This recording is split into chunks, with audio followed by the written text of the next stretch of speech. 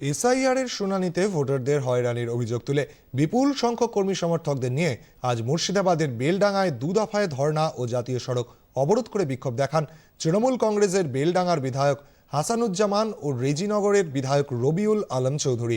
দুপুরে অনুগামীদের নিয়ে বেলডাঙ্গায় জাতীয় সড়কের ওপরে পথ আটকে বিক্ষোভ দেখাতে থাকেন তারা।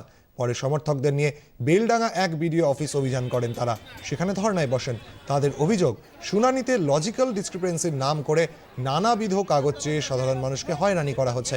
এদিকে এই ঘটনার পাশাপাশি আজ বেলডাঙ্গা 1 ব্লকের 50 জনেরও বেশি এবং ফারাক্কা ব্লকের 90 জন বিএলও সংশ্লিষ্ট ইআরওর কাছে ইস্তফা দিয়েছেন।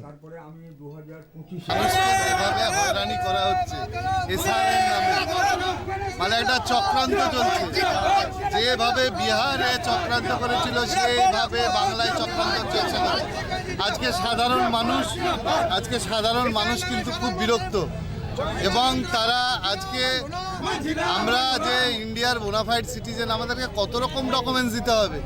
সব রকম ডকুমেন্টস বিএলওর মাধ্যমে দেওয়ার পর, অনলাইনে দেওয়ার পর, তারপরেও আগে বলা হলো যে 2002-এর কোনো ভোটারকে এখানে ডাকা হবে না।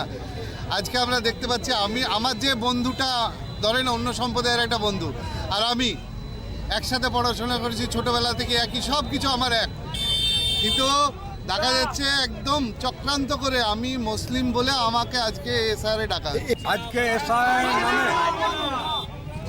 বেলডাঙ্গা আর বিধানসভা এবং রেজিনগর বিধানসভার 3টি অঞ্চল এবং নওদার প্রায় 75-80 হাজার লোককে এসআইআরের নোটিশ পাঠিয়েছে।